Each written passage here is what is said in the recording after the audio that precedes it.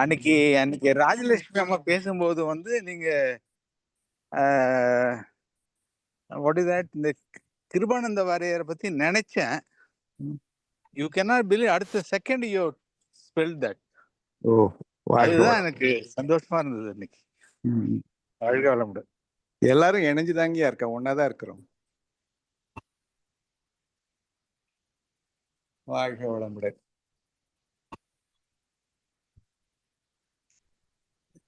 இறைநிலை எல்லையற்றது. அப்படியே கூடவே எல்லாம் கவனிச்சுட்டே வாங்க. ஏன்னா விஷுவலைசேஷன் தான் வந்து நம்ம வந்து பண்ண முடியும். அது எல்லாமே அப்பதான் வந்து நமக்கு வந்து அது எல்லாமே புரிந்து கொள்ள முடியும். இப்போ நம்ம வீட்டுல உங்க கண்ணு மாடையில் தூசி எல்லாம் பாருக்கு, தெரியுதுங்களா? தெரியவே தெரியாது. ஆனா தூசு இல்லையா? இருக்கு. அது உங்களுக்கு எப்ப தெரியும் அப்படின்னு பாத்தீங்கன்னா, ஒரு இருட்டான வீடு இருக்குன்னு வச்சுக்கோங்க. அந்த இருட்டு ரூம்குள்ளோர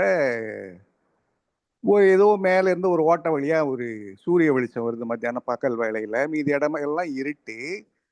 ஆனா அந்த ஓட்ட வழியா வரக்கூடிய அந்த சூரிய வெளிச்சத்துல நீங்க உள்ள போய் பாத்தீங்கன்னா அது தூசு எல்லாம் பறக்கும். பார்த்துருக்கீங்க இல்லையா? எல்லாருக்கும் அந்த அனுபவம் இருக்கும். அது ஓட்டு வீட்டுல இருந்தா ஈஸியா நல்லா கண்டுபிடிச்சிருக்கலாம் அது எல்லாமே. அப்ப அந்த தூசு இருக்குது, ஆனா தெரியல. மீதி எல்லாம் இருட்டா இருக்குது. நம்ம போக்கஸ் வந்து அந்த சூரிய வெளிச்சம் அந்த துகள்ல படும்போது ஒரு சின்ன தூசு கூட நமக்கு தெரியுது. அதே மாதிரிதான் மைண்டை வந்து நீங்க எந்த அளவுக்கு போக்கஸ்டா நுணுக்கமா கொண்டு போறீங்களோ அந்த அளவுக்கு இயற்கையோட ரகசியங்கள் எல்லாம் நம்ம உணர்ந்து கொள்ள முடியும், புரிந்து கொள்ள முடியும். அப்ப இறைத்துகளை பத்தி நாம தெரிஞ்சுக்கணும் அப்படின்னா ஒரு ஒரு இறைத்துகள் எடுத்துக்கோம். ஒரே ஒரு இறைத்துகள்.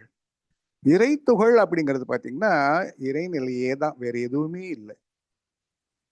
இயக்கமற்று பேராற்றலாக இருப்பது இறைநிலை. அது இப்போ நம்ம கையை விரிச்சு பாருங்க, கை அதுக்கு மேல விரிக்க முடியாது. உங்க உள்ளங்கை எல்லாரும் விரிச்சு பாருங்க, விரல்கள் விரிச்சு பாருங்க, நல்லா விரிங்க, இன்னும் கொஞ்சம் விரிங்க. சார் அதுக்கு மேல எப்படி சார் விரிக்க முடியும்? அதே தான் இறைநிலைக்கும். எல்லை இல்லாம இருக்கு, அதுக்கு மேல அது என்ன பண்ண முடியாது, விரிய முடியாது. ஆனா உங்க கை அப்படியே இருக்குங்க, விரல்கள் உள்ள கொண்டு வாங்க, உள்ள கொண்டு வாங்க, உள்ள கொண்டு வாங்க. உள் நோக்கி நீங்க சுருக்கும் போது இருக்கும்போது மையத்துக்கு ஒரு புள்ளி வருதா? ஒரு புள்ளியை நோக்கி தானே விரல்கள் எல்லாம் குவியுது. அப்போ இதே மாதிரிதான் மேல கீழே முன்ன பின்ன இப்படின்னு இல்லாம எல்லா பக்கத்திலும் இறைநிலை தான் இருக்கு. அது தன் இறுக்கம் அப்படின்னு ஆகும்போது அந்த தன்னிறுக்கத்தின் காரணமாக அந்த இருக்கும் தன்மையானது ஒரு புள்ளியில குவியுமா குவியாதா? அதுவேதான் தன்னிறுக்கத்தினால ஒரு புள்ளியில அதில் ஒரு ஆற்றல் குவியும் போது எல்லா திசைகளிலிருந்து அது குவிந்து ஒரு புள்ளிக்கு போய் சேரும்போது அதுவே அதனை எதிர்த்து கொள்கிறது. அந்த பாயிண்ட் வந்து மையப்புள்ளி. அந்த மையப்புள்ளியில இருக்கும்போது எல்லா பக்கத்துல இருந்தும் 360 டிகிரில இருந்து கோள வடிவத்துல ஒரே அதுவே சுருங்கி வந்து குவிந்து வரும்போது ஒன்றை ஒன்று அதுக்கு மேல போக முடியாது. ஏன்னா எல்லாமே இறைநிலையின் தன்னிருக்க சூழ்ந்தழுத்தம் தான். அப்படிங்கும்போது அதுல மோதி மையத்துல மோதி திரும்புது. Point of return. அதை விஷுவலைஸ் பண்ணுங்க. நான் சொல்றது எப்படின்னா இந்த கிரிக்கெட்ல வந்து விளையாடுவாங்க இல்லையா, விளையாடும் போது அந்த அவுட்டுன்னு வந்து ஸ்டம்ப்ல போய் மோதும் இல்லை, அப்ப ரீப்ளே போடுவாங்க பாருங்க, stage by stage frame frame ஃப்ரேமா போகும் இல்லையா. அப்படி வந்து நான் இப்போ எக்ஸ்பிளைன் பண்ணிட்டு வரேன். ஸ்டேஜ் பை ஸ்டேஜா இறைத்துகள்ல எப்படி வருது அப்படிங்கிறது ஃப்ரேம் பை ஃப்ரேமா ஸ்லோ மோஷன்லன்னு சொல்றோம் இல்லையா, அந்த மாதிரி அப்படி ஸ்டெப் ஸ்டெப்பா கொண்டுட்டு வந்துட்டு இருக்கிறேன் நான். அதை நீங்க எவ்வளோக்கு எவ்வளோ அமைதியாக ஆழமாக அதை தவிர வேற எந்த எண்ணமும் இல்லாம அதை உணர்ந்து பார்க்கும்போது உங்களால அதை புரிஞ்சிக்க முடியும்னு நினைக்கிறேன் நான். அப்படி அதுவே எல்லா பக்கத்திலையும் இருந்து இருக்குது. இருக்கிக்கிட்டே வந்தா இருக்கிக்கிட்டே வந்தா இருக்கிக்கிட்டே வந்தா அதுக்கு மேல போக முடியாது இல்லையா ஒரு இடத்துல. அந்த பாயிண்ட் ஆஃப் நோ ரிட்டர்ன் அப்படிங்கிற இடத்துல அந்த இறுக்கம் பூரா ஒரு புள்ளியில போய் மோதி திரும்பும் தானே. அதுவே தான் இருக்கு. அதனால எல்லா பக்கமும் அது திரும்பும். எப்படி எல்லா பக்கத்திலையும் போய் மோதுச்சோ அதுவே எல்லா பக்கத்திலையும் திரும்பும். அப்ப இறுகியது, சுருங்கியது, இப்ப விரியுது. அப்ப விரியும் போதுதான் அது விலக்கு விசையா வருது. இறுக்க விசையாக இருந்த தன்மைக்கு எதிராக விலக்கு விசையாக வருது. அப்படி விலக்கு விசையா வரும்போது தான் அது வளைக்கப்படுது. அது வரைக்கும் அது வளைக்கப்படுவதற்கு வாய்ப்பே கிடையாது. ஆற்றல் மட்டும்தான், அசைவு மட்டும்தான். ஓடுறதெல்லாம் கிடையாது. எங்கேயுமே ஓட முடியாது. ஏன்னா எல்லா பக்கத்துல இருக்கு இல்லையா. அப்போ நம்ம சாதாரணமா ஒரு அலையை எடுத்துக்குவோம். கடல்ல ஒரு அலை. அந்த அலை பார்த்தீங்கன்னா மேல ஒரு அடி இல்ல 2 அடி உயரம் வருதுன்னு வச்சுக்கோங்களேன். அப்போ அந்த அலைக்கு 2 பகுதி இருக்கு. ஒண்ணு மேல்முனை ஒண்ணு, இன்னொன்னு அடிமுனை ஒண்ணு. மேல்முனை அலையாக இருக்கிறது, வேகமாக இருக்குது. அதுவே அடிமுனை கடலாக இருக்கிறது. மேல்முனை எல்லை உடையதாக சின்னதாக இருக்குது. அதுவே கடல்னு அந்த அடிமுனை எடுத்துட்டீங்கன்னா எல்லையற்றதாக பெரிதாக இருக்கு. அப்ப மேலே இருக்கிறது ஒண்ணு, அடிமுனை ஒண்ணு. ஒரு அலைக்கு 2 விதமா நம்ம பிரிக்க முடியும். இந்த அலையே அப்படியே ஒரு கோள வடிவமா நினைச்சு பாருங்க. மேல் முனையில் இருக்கிறது எப்படி அதை வளையுது இல்ல, அது அப்படியே ஒரு கோளமா சுத்தி பாருங்க. அப்ப மேல்முனை என்பது அசையக்கூடிய, வேகமாக இயங்கக்கூடிய சுழல் அலையான கோள வடிவம் அப்படின்னு வந்துருது. அப்ப அதுக்கு அடிமுனை எங்க இருக்கும்? கடலுக்கு அடிமுனை பார்த்தாச்சு. இது கோள வடிவமாச்சு. அப்ப அதுக்கு அடிமுனை என்பது அதனுடைய மையப்பகுதியாக இருக்கிறது. சோ மையப்பகுதி அசைவற்ற கடல், மேல்முனை அலை அப்படின்னு வச்சுக்கலாம் உருவகத்துக்கு. இப்ப அதே இறை துகளுக்கு எடுத்து பாருங்க. அந்த இறைநிலையிலிருந்து அசைந்து அந்த இறுக்கத்துல வந்த திரும்பிய ஆற்றல் வளைந்து கோள வடிவமாக துகளாக மாறுகிறது. எல்லா பக்கத்திலும் என்ன அழுத்திக்கிட்டே தான் இருக்கு. அப்ப அதனுடைய மையப்பகுதி தான் அதனுடைய அடிப்பகுதி. இறை துகளின் மையப்பகுதி அதனுடைய அடிப்பகுதி. இதை வந்து கரெக்டா பிடிச்சிட்டீங்கன்னா போதும். மேல் பகுதி சுழலும் பகுதி, மையப்பகுதி அடிப்பகுதி. அப்ப இறைத்துகளுக்கு 2 முனைகள் இருக்கு. ஒண்ணு பாத்தீங்கன்னா மேல்முனை, சுழலக்கூடிய மேல்முனை மேற்பகுதி. இன்னொன்னு சுழலவே சுழலாத அடிப்பகுதி, அதாவது மையப்பகுதி. அப்போ மையம் அசைவற்றதாகவும் மேற்பரப்பு இறைத்துகளின் மேற்பரப்பு சுழலக்கூடியதாக இருக்கு. அப்ப 2 தன்மைகள் அங்க வந்துருது. ஒன்று அகம், இன்னொன்னு புறம். இறைத்துகளா இருந்தாலும் அதுக்கு 2 இருக்கு. அகம், புறம். அகம் என்பது எல்லையற்ற இறைநிலை, சிவம், பிரம்மம், பூரணம், மெய்ப்பொருள், அசைவற்ற அந்த பெரிய எங்கும் நிறைந்த தன்மை அதனுடைய மையப்பகுதியில் இருக்கு. அதனுடைய சிறு பகுதி மட்டும் விரிவலையாக வந்து சுழலும் போது அந்த மேற்பரப்பு அதனுடைய புறப்பகுதியானது சுழல் அலையாகிய துகளாக இருக்கிறது. அதைவிட சிறியது இல்லை என்ற கூடிய அளவிலேயும் அதைவிட வேகமானது இல்லை என்ற அளவிலேயும் இருக்கக்கூடியதுதான் இறைத்துகள். அப்ப ஒரு இறைத்துகள் எடுத்துட்டீங்கன்னா மேற்பரப்பு அவ்வளவு வேகம், எல்லையற்ற தன்மையில் எல்லையற்ற வேகத்துல சுத்துது. அவ்வளவு வேகம், ஸ்பீடுக்கு வந்து கணக்கே போட முடியாது. ஆனா அதனுடைய நடுப்பகுதி, உட்பகுதி, மையப்பகுதி, அதுதான் அதனுடைய அடிப்பகுதி. அது எல்லையற்றதாக இருக்கிறது. இப்ப நீங்க கடல்ல அந்த அலை வச்சு பார்த்துட்டீங்கன்னா இப்போ அதை உங்களால புரிஞ்சுக்க முடியும். அப்ப வந்து இது தடுக்காதா அப்படின்னு கேட்டீங்கன்னா தடுப்பதற்கு வாய்ப்பே இல்லை. ஏனென்றால் அது அரூபம். அது அந்த அரூபமானது ஆற்றலிலே அசைவை கொண்டிருக்கிறது. அதனுடைய ஆற்றலே அசையுது. ஹைலி டிரான்ஸ்பரண்டாக இருக்கக்கூடிய, எதற்குள்ளாக ஊடுருவி கொண்டிருக்கக்கூடிய தன்மையானது நையத்திலே சுத்த வெளியாகவே இருக்கிறது, அகமாக இருக்கிறது. அப்ப இறைத்துகள் அகம் பிரம்மாஸ்மி. இறை துகளின் மையப்பகுதி அகம் பிரம்ம அஸ்மி, சிவமாகவே இருக்கிறது. அதனாலதான் மகரி சொல்லுவாங்க, விண்மைய பகுதி இறையாம், மையத்துல சிவம், அதை சுற்றிலும் சக்தி. அது விண்ணுக்கு போகிறதுக்கு முன்னாடி இறை துகளை நம்ம ஸ்டார்ட் பண்ணிடலாம்.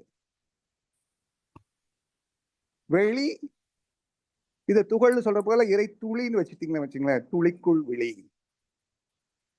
வெளிக்குள் துளி, துளிக்குள் வெளி. அப்ப உள்ள இருக்கக்கூடிய வெளியும் வெளியில் இருக்கக்கூடிய வெளி பிரிவில்லாததா தான் இருக்கும். பிரிவேது. அதுவே தன் இயக்கத்தின் காரணமாக அது சுழலக்கூடிய particle, dust particle, formative dust அப்படின்னு வச்சுக்கலாம்.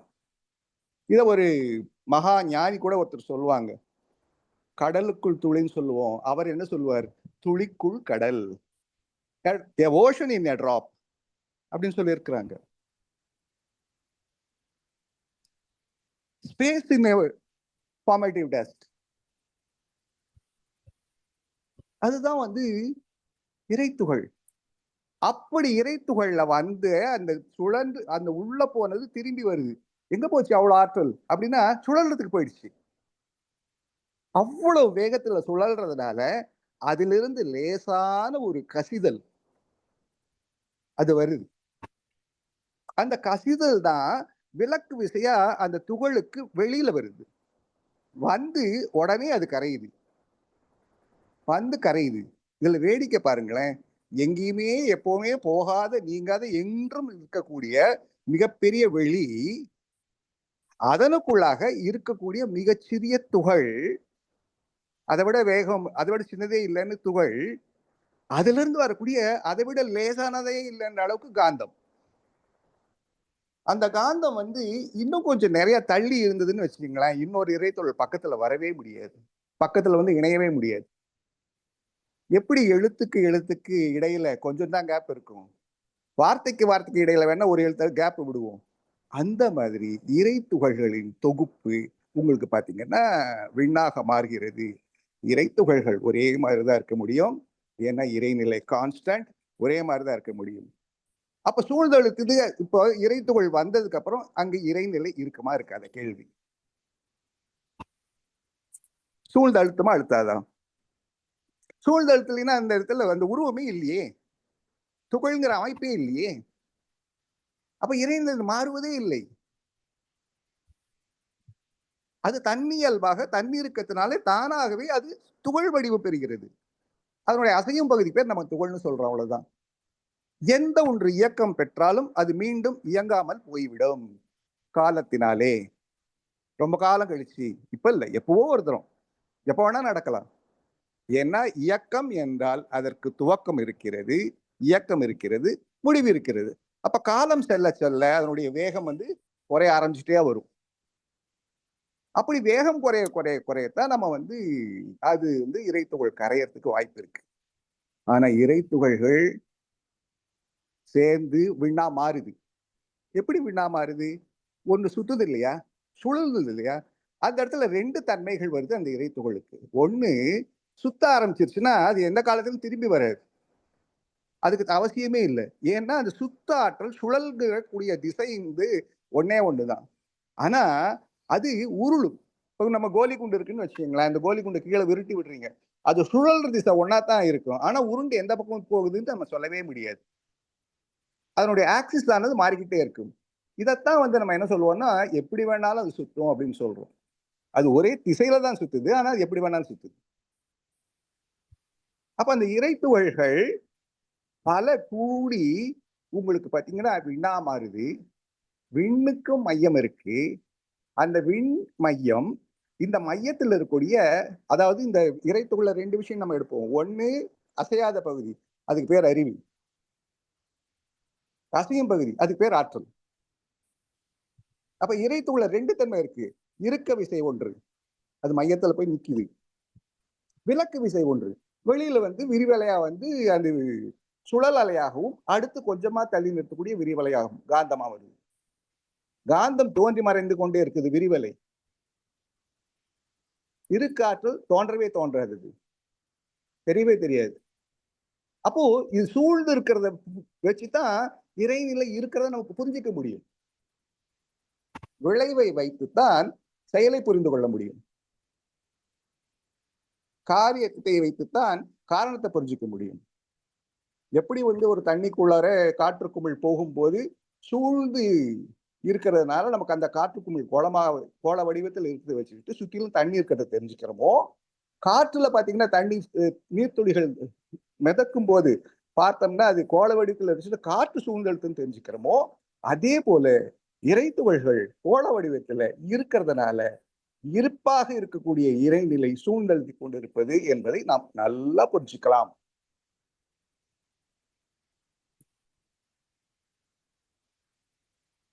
அதுக்கு மையத்திலே அதேதான் இருக்கு. அப்ப அது எங்கேயும் போகவும் முடியாது. அது தன்மை மாறிடுச்சானா இல்ல, அதனுடைய தன் மாற்றம். முதல் தன் மாற்றம் இறை துகள். அது compressed energy, condensed energy, intensified energy. அந்த இன்டென்சிஃபைடு கம்ப்ரஸ்டு கண்டென்ஸ்டு எனர்ஜி தான் சுழல்வதனால உங்களுக்கு இறை துகளா தெரியுது. அப்ப உள்ளம் புறமும் சமமாயிடும். உட்புற அழுத்தமும் வெளிப்புற அழுத்தமும் ஒரே மாதிரி இருக்கும். வெளிப்புறத்தில் இருக்கக்கூடிய அந்த இறைநிலையும் மையத்தில் இருக்கக்கூடிய இறைநிலையும் ஒரே மாதிரி இருக்கும். மாறுபாடு இருக்க முடியாது. அப்ப திணிவு பெற்ற ஆற்றல் என்ன ஆச்சு, எழுச்சி பெற்ற என்ன ஆச்சு, அதுதான் சுத்துதே, அதான் துகளாயிருச்சு. அப்ப உள்ளையும் வெள்ளியும் ஒரே மாதிரி இருக்குது. ஆனா அந்த பகுதி மட்டும், புறப்பகுதி மட்டும் வேகமா சுத்துது. அப்ப திணிவு பெற்ற ஆற்றல். சோ ஒவ்வொரு இறைத்துகளும் திணிவு பெற்ற ஆற்றலின் அடையாளங்கள். அது ஏன் திணிவு பெற்றது? தன்னிருக்கத்தினால. அது ஏன் கோள வடிவப்படுது? சூழ்ந்தழுத்தத்தினால. அப்ப தன்னிருக்க சூழ்ந்தழுத்தும் ஆற்றல்னால இறைத்துகள் ஃபார்மேஷன். இறைத்துகள் தான் இறைநிலை சூழ்ந்தழுத்தி இருக்கிறதுக்கு அடையாளம். அதனாலதான் அது பேரு அணுன்னு சொல்லுவாங்க மகிழ்ச்சி. அணுகுதல் அப்படின்னால நெருக்குதல் அப்படின்னு அர்த்தம். அணுக்க தொண்டர், அணுகினான். அணுகுதல்ல நெருக்குதல். அப்ப நெருக்கிக்கிட்டே இருக்கு. நெருக்க நெருக்க நெருக்க அது கோள வடிவத்தில் சுத்துது. அப்ப உள்புற அழுத்தமும் வெளிப்புற அழுத்தமும் சமமா மாறிடுது. ஏன்னா அப்படி இருந்தா மட்டும்தான் அது இறைநிலை, தூய வழி. அப்ப அதனுடைய புறப்பகுதி பாருங்க சுழலாம். அப்ப இறைத்துகள் எப்படி வந்தது, அது ஏன் சுத்துது, அதுல இருந்து வரக்கூடிய மிக மிக லேசான விரிவலை, அதுதான் காந்தம். அது தோன்றி மீண்டும் இறைநிலையமே மாறிடும். அந்த இடத்துல அடுத்த துகள்கள் நெருங்கி வர வர வர வர வர லேயர் பை லேயரா லேயர் பை லேயரா இந்த பொலாரிட்டி மாதிரி அமைச்சுக்குது. எப்படின்னா ஒண்ணு சுத்துதுன்னா சுத்தாத பகுதி ஒண்ணு இருக்குன்னு தானே, மையப்பகுதி, அது அசையாது இல்லையா? அதனால அந்த அசையாத பகுதியில விளக்கு விசை இருக்க முடியாது. அச்சு பகுதியில இது வீச்சு பகுதியில விளக்கு விசை இருக்கும். அப்ப அச்சு பகுதியும் வீச்சு பகுதியும் positive negative, positive negative, attractive force அப்படின்னு சொல்ல முடியாது. ரிபல்சிவ் ஃபோர்ஸ் இருக்கு, ரிபல்சிவ் ஃபோர்ஸ் இல்ல. ரிபல்சிவ் ஃபோர்ஸ் இருக்கிற பகுதியை, அதாவது வீச்சு பகுதியை நம்ம என்ன சொல்லலாம்னா ஒண்ணுன்னு எடுத்துட்டோம்னா இதை மைனஸ் எடுக்கலாம், இல்ல மாத்தி கூட வச்சுக்கலாம், எப்படி வேணா வச்சுக்கலாம். 0 1 அந்த மாதிரி வச்சுக்கலாம். அப்ப நெகட்டிவ் பாசிட்டிவ்னு அது பாத்தீங்கன்னா அது போலாரிட்டி மாதிரி. நெகட்டிவ் பாசிட்டிவ் இருக்கான்னு சொல்ல முடியாது. ஆனா அந்த ஒரு மாடலுக்காக சொல்றேன் நான். அப்ப எல்லாமே சேர்ந்து அடுத்த கோளம் வரிசையா சுத்தி சுத்தி சுத்தி அதுக்கு அடுத்து விண்ணு லட்சக்கணக்கான இறைத்துகள்கள் சேர்ந்து விண்ணா மாறிடுது. அதுவும் கோள வடிவத்துல தான் இருக்கு. அதையும் இறைநிலை சூழ்ந்தழுத்தி கொண்டுதான் இருக்கிறது. அணு முதல் அண்டம் வரைக்கும் எல்லாவற்றையும் இறைநிலை சூழ்ந்தழுத்தி கொண்டே இருக்கிறது. அதன் மையப்பகுதி எல்லாமே அறிவாக, அசைவற்றதாக, அகம்பிரமாஸ்மியாக, உட்பொருளாக, உண்மையாக இருக்கிறது. மேலே இருப்பது அதனுடைய தன்மையாக வருகிறது. இதுதான். அப்போ ஒரே ஒரு இறைத்துகளை நம்ம புரிஞ்சுக்கிட்டோம்னு வச்சுங்களேன், இது எல்லாமே புரிஞ்ச மாதிரி தான். இதுதான் சயின்ஸ். அப்ப வரக்கூடிய கொஞ்சம் கொஞ்சம் விளக்கு விசை என்னாச்சு, லட்சக்கணக்கான இறைத்துகள்கள் சேரும் போது அங்கிருந்து வரக்கூடிய விளக்கு விசை எல்லாம் சேர்ந்து சேர்ந்து சேர்ந்து தொகுக்கப்பட்டு இவ்வளோ பெரிய விண்ணு, லட்சக்கணக்கான இறைத்துகள்கள் சேர்ந்த போது உண்டான விண்ணிலிருந்து வெளியேறும். அப்ப விண்ணிலே இருக்கக்கூடிய இறைத்துகளின் எண்ணிக்கை, அதனிடந்து சுழற்சி வேகம், அதிலிருந்து வரக்கூடிய விளக்கு விசை, அதனுடைய தொகுப்பான விளக்கு விசை தான் அந்த ஒரு விண்ணோட தன்மையா மாறும். That is the character of that particle, விண், வேதான். அப்ப வேதான்கள் சேர்ந்து நீங்க அப்புறம் எத்தனையா வேணாலும் மாறலாம். அந்த எண்ணிக்கையை பொறுத்த மாதிரி அதுல இருந்து வரக்கூடிய விளக்கு விசைக்கு ஏற்ற மாதிரி அது அடுத்து குவார்க்கா மாறும், எலக்ட்ரான், புரோட்டான், நியூட்ரானா மாறும். அப்புறம் பாத்தீங்கன்னா எலமெண்ட்ஸ், ஆட்டம்ஸா மாறும், எலமெண்ட்ஸா மாறும். அதுக்கப்புறம் பாத்தீங்கன்னா மாலிக்யூல்ஸா மாறும். இப்படி மாறிக்கிட்டே அடுத்தடுத்து ஸ்டேஜ் பை ஸ்டேஜா வந்துருக்கு. ஒண்ணுக்கு ஒண்ணு பொருந்தி நிற்கும் போது பொருளா மாறுது. உருள்வதனால உருவம் வருது. உருளாதது அரூபமா இருக்கு. அப்ப இதனுடைய தொகுப்பு தன்மைகள் தான் அதற்கு ஏற்ப மாதிரி ஒன்னொன்னு பேலன்ஸ் பண்ணுது. எப்படி இறைத்துக்குள்ள உள்ள அழுத்தமும் வெளி அழுத்தமும் சமமாயிடுச்சு இல்லையா, பேலன்ஸ் ஆச்சு இல்லையா, அதே மாதிரி விண்ணுக்கு பேலன்ஸ் ஆகும். அதாவது விண்ணுக்கு பேலன்ஸ் ஆகுது. அதே மாதிரிதான் எலக்ட்ரான், புரோட்டான், நியூட்ரான் எலமெண்ட்ஸ்ல இருந்து இந்த யூனிவர்ஸ் வரைக்கும் எல்லாமே பேலன்ஸ் ஆகுது. அதையெல்லாம் பேலன்ஸ் பண்றது எது அப்படின்னா விளக்கு விசை, அதனுடைய ஏற்றத்தாழ்வுகள். அந்த ஏற்றத்தாழ்வுகளை எல்லாம் சமப்படுத்துறது எதுன்னா சுற்றிலும் சூழ்ந்தும் இருக்கக்கூடிய தன்னிருக்க சூழ்ந்தெடுத்து மாற்றலான இறைநிலையின் தன்மை. ஆற்றல் தன்னைத்தானே சீர்படுத்தி கொள்ள முடியாது. அப்ப இன்னும் நான் அதை சீர்படுத்தினதானே அந்த தன்னை சுற்றி இருந்து சீர்படுத்தக்கூடிய ஆற்றல் தான் இறைநிலை. அப்ப சீர் இயக்கம்னா அது அறிவுன்னு சொல்றோம், இயக்க சீர்மை நீதி அறிவுன்னு சொல்றோம். உடனே வந்துருமா அப்படின்னா கொஞ்சம் கொஞ்சமா அதாவது சமப்படுத்துறது மட்டும்தான் அதனுடைய வேலை. எப்படி இருந்தாலும் சமப்படுத்தும், எங்கனாலும் சமப்படுத்தும். இந்த விண் வேதான் விண் வரைக்கும் வர்றதுல எப்படி வேணாலும் போகும். ஏன்னா அது எதுவுமே கட்டப்படலை இது வரைக்கும். இறைத்தகுணம் விண்ணும் கட்டப்படாத விஷயங்கள். ஆனா அதுக்கு அடுத்து கடைசி அடுத்தடுத்து தாண்டி வரும்போது குவார்க்குன்னு வருதுன்னு வச்சுங்களேன், அதெல்லாம் பிக்சடா இருக்கும். ஒன்னோட ஒண்ணு சமப்பட்டு ஒரு தொகுப்புக்கு அதுக்கு பேலன்ஸ் பண்ணிடுது. அப்ப அந்த பேலன்ஸ் பண்ணும்போது அந்த உள்ள இருக்கக்கூடிய கான்சியஸ்னஸ் ஆனது, இறைத்தகுழுக்குள்ள இருக்கக்கூடிய கான்சியஸ்னஸ் ஆனது, விண்ணுக்குள்ள இருக்கக்கூடிய கான்சியஸ்னஸ் ஆனது இந்த ஒரு கலெக்டிவ் நிலை வரும்போது கலெக்டிவ் கான்சியஸ் தான் வந்துடும். அந்த கிராவிட்டி அந்த இடத்துல அந்த லோக்கலைஸ்டு கிராவிட்டியா ஸ்பெசிபிக் கிராவிட்டியா வந்துடும். இப்படிதான் எல்லாவற்றையும் இயற்கை இறைநிலை நடத்தி கொண்டிருக்கிறது. அதுவேதான் உலகங்களாகி உயிர்களாகி அந்த உயிருக்குள்ளோர வரும்போது அதனுடைய அறிவாக அதனுடைய வளர்ச்சியில அதாவது அதுக்கு ஒன்னே ஒண்ணு என்ன தெரியுமா பண்ணும், உயிர்னு வந்ததுக்கு அப்புறம் ஜடப்பொருட்கள் தன்னைத்தானே சீரமைத்துக் கொள்ள முடியாது. அதாவது சீராயிடுச்சுன்னா தங்கம் தங்கமா தான் இருக்கும். அந்த மாதிரி அது அப்படியே மட்டும்தான் இருக்க முடியும். ஆனால் உயிரினம் அப்படின்னு வரும்போது அதற்கு தன்னைத்தானே சீரமைத்துக் கொள்ளக்கூடிய ஒரு தன்மை வருகிறது. ஏன் அங்க சர்க்யூட் ஃபார்மேஷன் ஆயிடுது, கருமையம்னு ஒண்ணு வந்துடுது. கருமையத்தில் இருக்கக்கூடிய அறிவு தன் உயிரின் வழியாக படர்க்கை நிலை எய்தி அதை கட்டி விடுகிறது. அந்த கட்டமைப்பு கூட்டமைப்பு கலையக்கூடாதுங்கிறதுக்காக அது எல்லா உயிருக்குமே அதை பாதுகாக்கிறது, பராமரிக்கிறது, இயக்குகிறது. அதனுடைய தன்மாற்ற வடிவங்களாக கொஞ்சம் கொஞ்சமா வந்து இன்னைக்கு நாம இருக்கிறோம், நமக்குள்ளாகும். அதுதான் அதே மாதிரி இந்த உடலுக்குள்ளாக இருக்கக்கூடிய இறைநிலையானது இறைத்துவல் ஸ்டேஜில் ஆரம்பிச்சு விண்ணாகிய உயிராக மாறி அதனுடைய படர்க்கை நிலையாக காந்தமாக படர்ந்து மனமாக ஜீவகாந்தமாக இந்த உடலை நடத்தி கொண்டிருக்கிறது. இப்போ இதுக்கும் அகம் பிரம்மாஸ்மி தான். இந்த நிலையில மனம் உணர்வுகள் மூலமாக எதையெல்லாம் அடைய முடியும்னா சமநிலை அடைகிற வரைக்கும் அது போயிட்டு இருக்கும். ஏன்னா எல்லாத்தையும் சமப்படுத்துது இல்லையா. அப்ப அந்த உணர்வும் சமநிலை அடைகிறது தான் வரும். அப்ப சமநிலை அடையும் போது ஆதிக்கு சமமான நிலை சமாதி நிலை, அதுதான் பேரின்பம், அதுதான் முக்தி, அதுதான் நிறைவு நிலை, அதுதான் முழுமை பேரு. முழுமையா தான் இருக்கிறோம். துகள் முழுமையா இருக்கு, விண் முழுமையா இருக்கு. எந்த பொருளையும் உட்பொருள் எடுத்துக்கிட்டா முழுமையா இருக்கும்.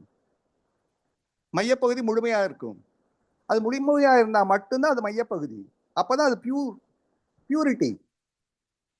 சுத்த வெளிக்கும் சுத்தமில்லாத வெளிக்கும் என்ன வித்தியாசம்னா, அசைவு காந்தம் இருந்ததுன்னா சுத்தமற்ற வெளி, அது இல்லைன்னா அசைவு இல்லைன்னா சுத்த வெளி. எங்கு அசைவு இல்லையோ அது சுத்த வெளி.